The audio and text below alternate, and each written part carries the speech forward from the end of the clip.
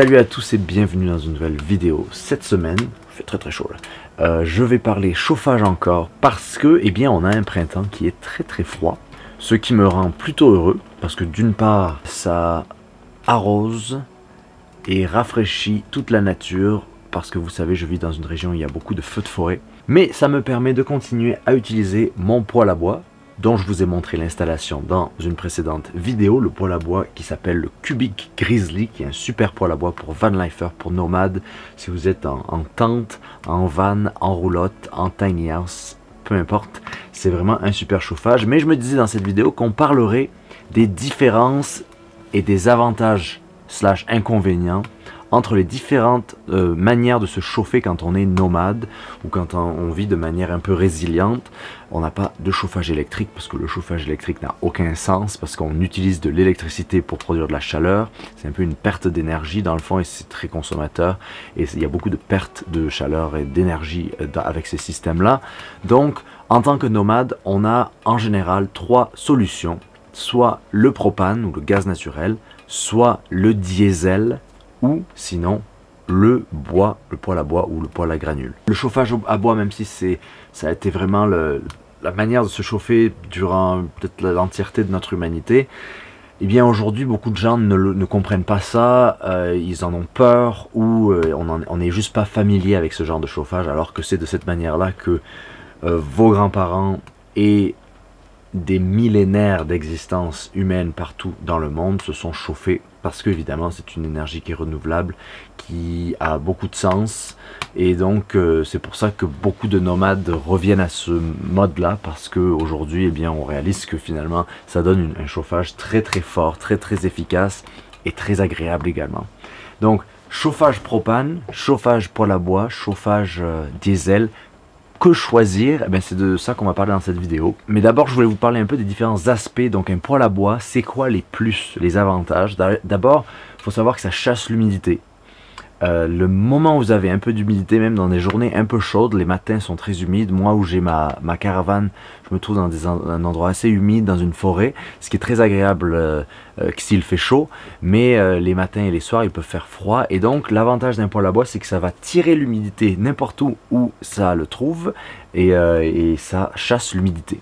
Ce qui n'est pas vraiment le cas du chauffage au propane par exemple, même si avec un bon système de combustion, le chauffage va quand même être le chauffage au propane va quand même être sec. Cela dit, le propane donne beaucoup de condensation.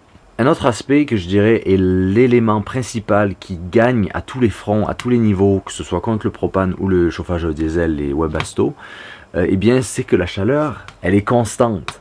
Contrairement à un chauffage au propane ou type Webasto, où cette chaleur-là va constamment essayer de rencontrer la température que vous lui mettez. Donc si vous avez un thermostat, vous mettez le thermostat à 17, 18, 19, 20 degrés, peu importe, et bien dès qu'il a atteint cette température, le chauffage va s'arrêter.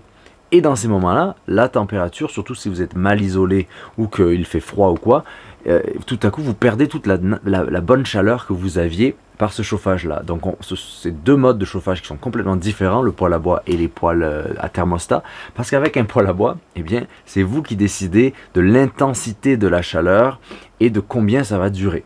Par exemple, avec le Cubic Grizzly, vous avez deux damper, on appelle ça en bon français, où vous pouvez contrôler l'intensité du feu et l'arrivée d'air. Et ça vous permet, vous voyez là tout à coup la flamme elle se stabilise et là il faisait très chaud donc il fallait que je fasse attention à ce qu'il ne fasse pas trop chaud parce que sinon je peux plus vous parler tellement il fait chaud ici, je suis assez proche du poêle. Après si j'ai froid ou que je veux relancer le feu, ajouter une bûche, j'ouvre ma flamme et tout à coup j'ai une très belle flamme qui revient. Et outre ces petits réglages là, eh bien l'avantage c'est que la chaleur elle est constamment ici. Du temps que je chauffe, la chaleur elle reste ici, elle ne s'arrête pas. Et je crois que pour moi, en tout cas avec mon expérience avec différents types de chauffage, c'est la partie que j'aime le plus des poêles à bois, c'est que vous avez une chaleur qui va être constante et qui ne se perd pas. Alors après on peut dire évidemment, l'atmosphère qu'un poêle à bois donne, ça n'a pas d'égal. Alors ça, c'est difficile également à débattre. À quel point un poêle à bois, ça donne une vie, c'est un foyer. On appelle ça un foyer, hein, une cheminée, un poêle à bois. Et j'aime beaucoup moi l'atmosphère et la chaleur que ça amène, et moi ça me rend très heureux en fait finalement, surtout que c'est une énergie qui est renouvelable. Je sais que beaucoup de gens ils adorent utiliser ce mot du plus qu'ils peuvent, mais la vraie énergie elle est renouvelable, c'est-à-dire que les arbres ça pousse, surtout qu'avec ce poêle là on utilise les tout petits bouts de bois, même ce bout de bois est même limite trop gros, on utilise des tout petits bouts de bois, donc n'importe quel genre de bois mort, surtout le bois mort en fait, le bois sec, ça va marcher et faire chauffer votre petit poêle à bois, et donc cette énergie elle est vraiment renouvelable et vous en êtes vraiment artisan de ce poêle à bois parce que c'est vous qui récoltez votre bois la plupart du temps si c'est ce que vous aimez faire. Parce que moi j'adore en fait récolter mon bois et le préparer et ensuite chauffer avec ce bois là, ça me donne l'impression que je suis vraiment artisan de mon propre bien-être.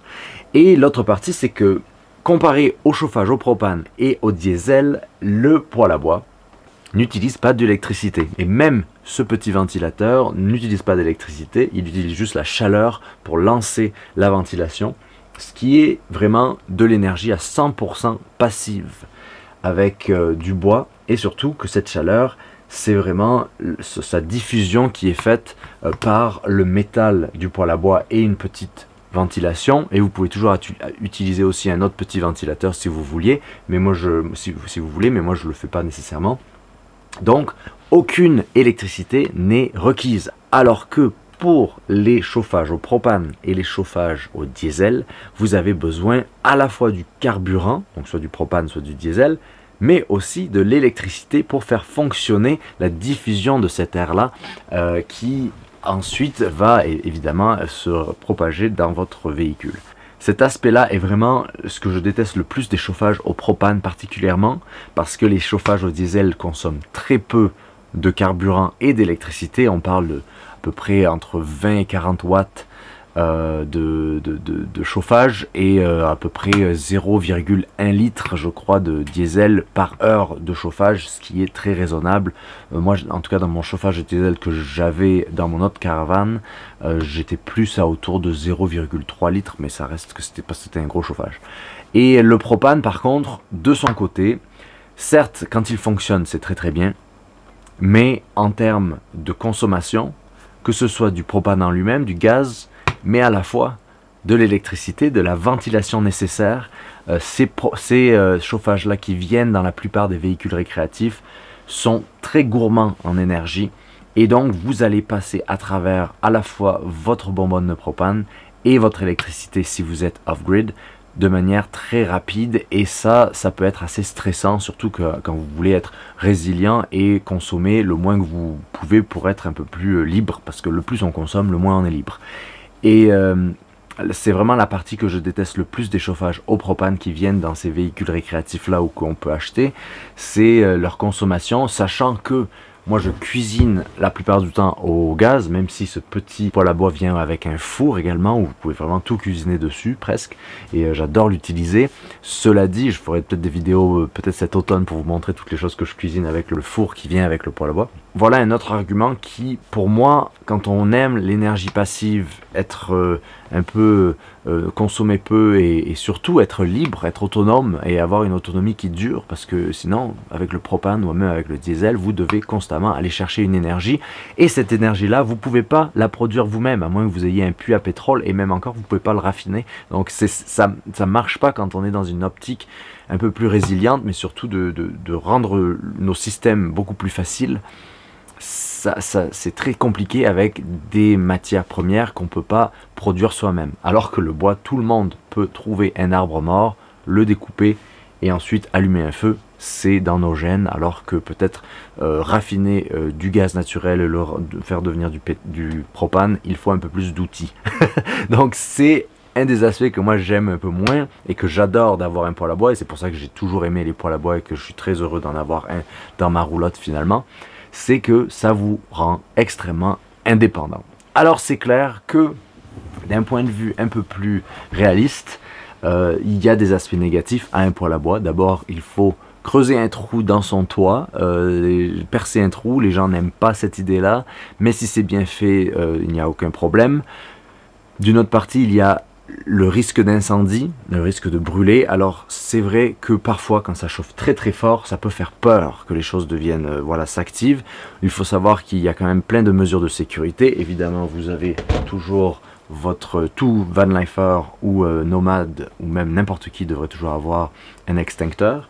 Et d'une autre manière, il faut savoir que le propane et même le diesel, il y a aussi une combustion qui se fait et il y a des risques aussi d'incendie. Vous avez sûrement vu beaucoup, pour ceux qui sont intéressés par le sujet, de ces chinastos, de ces webastos chinois de chauffage au diesel qui explosent s'ils sont mal installés ou parfois s'ils sont défectueux. Le propane, de la même manière, ça peut faire un peu peur si on a une fuite de propane, ou même s'il y a une mauvaise combustion. Moi, par exemple, avec ce véhicule-là, j'ai eu un problème avant que j'ai ce poêle à bois, il faisait très très froid, et j'ai eu un problème de ce chauffage-là qui n'arrivait pas à faire combustion. Et donc le propane ne s'allumait pas en chaleur, ne se transformait pas en chaleur, et donc il n'y avait pas de combustion. Et le désavantage de ces chauffages au propane et au webasto, c'est que pour les réparer, c'est très compliqué parce que il y a tant de pièces détachées et il faut vraiment s'y connaître. Bien sûr, c'est possible. Aujourd'hui, avec YouTube, il y a beaucoup d'informations. Il y a les manuels d'instruction. Si vous êtes bricoleur, vous pouvez y arriver. Mais il faut quand même commander les pièces. Il faut sortir tout votre système de chauffage. Il faut le démonter. Ça prend vraiment beaucoup d'efforts pour réparer des problèmes. Alors qu'avec un poêle à bois, au pire, s'il ne fonctionne plus, vous en achetez un nouveau, mais les poêles à bois sont connus pour durer des années, des décennies, voire plus. Le mieux ils sont construits, le mieux ils vont tenir. Alors certes, le Cubic Grizzly n'est pas un poêle à bois comme ces grandes marques finlandaises de poêle à bois en fonte qui pèsent 100 kg et qui font une chaleur torride pour des saunas et tout ça. Mais cela dit, le métal, je ne vais pas le toucher, il est très épais, c'est pas non plus un poêle à bois qu'on trouve sur Amazon pour 100 $ ou quoi, et qui est assez dangereux à utiliser tous les jours parce que évidemment parfois le mauvais métal va se déformer et après ça devient un peu un danger public, alors que le poêle à bois Cubic Grizzly et beaucoup de ces poêles à bois de cette gamme là, de ce prix, de cette gamme de prix là qui est dans les 600 $ à peu près, dans les 400 € je dirais, eh bien ils sont assez prouvés parce que beaucoup de gens les utilisent. On entend assez peu de problèmes sur ces poêles là, donc c'est assez prouvé dans le temps. Par exemple cette marque là, les Cubic, ça fait une dizaine d'années déjà qu'ils sont sur le marché et c'est pour ça qu'ils sont si populaires, c'est parce que ça marche et que c'est très fonctionnel et à la fois facile à installer si vous suivez bien les instructions. Alors est-ce que j'ai oublié des choses? L'autre partie des chauffages au gaz naturel, propane et diesel, c'est qu'ils sont bruyants. Je ne sais pas si vous avez l'expérience, mais moi les chauffages au propane et les chauffages au diesel ont toujours été très bruyants. Alors il y a plein de manières de les rendre moins bruyants, mais leur ventilation les rend extrêmement bruyants parce que la fan qui fait sortir l'air, elle pousse de l'air et donc elle est très très bruyante. C'est souvent en plastique ou en métal, donc ça rend les choses pas très... c'est pas très convivial d'avoir tant une chaleur certes, mais on s'entend plus. Je pourrais pas filmer de vidéo où ce serait très bruyant et c'est pas vraiment très calme, alors que quand on est nomade, on aime être dans le calme et écouter la nature ou la pluie. Je sais pas si on peut entendre la pluie qui tombe sur le toit. Avec un poêle à bois, tout ce que vous avez, c'est on entend la ventilation évidemment, la petite fan qui tourne ici, mais elle est très très discrète, et le son du bois qui craque, c'est évidemment quelque chose de très convivial, qui est rassurant, qui est dans nos gènes aussi, qui est très... voilà, on aime tous le son du bois qui cracote en fait et qui nous rend très, très en paix. C'est une forme de méditation. Et enfin moi, il m'est arrivé beaucoup de fois avec tous les poêles à bois que j'ai eu au fur et à mesure des années, dépendamment des habitations où je suis resté, je peux regarder un feu en train de se consommer pendant des heures et c'est vraiment quelque chose de très apaisant. Et pour finir, évidemment que il faut que vous choisissiez ce qui marche le plus pour vous. Je conçois qu'un poêle à bois c'est pas pour tout le monde. Cela dit, je vois de plus en plus et je rencontre de plus en plus de van lifers qui ont ce genre de poêle à bois, parce que la marque Cubic aussi fait un plus petit poêle à bois qui est parfait pour les vannes, pour les endroits un peu plus petits.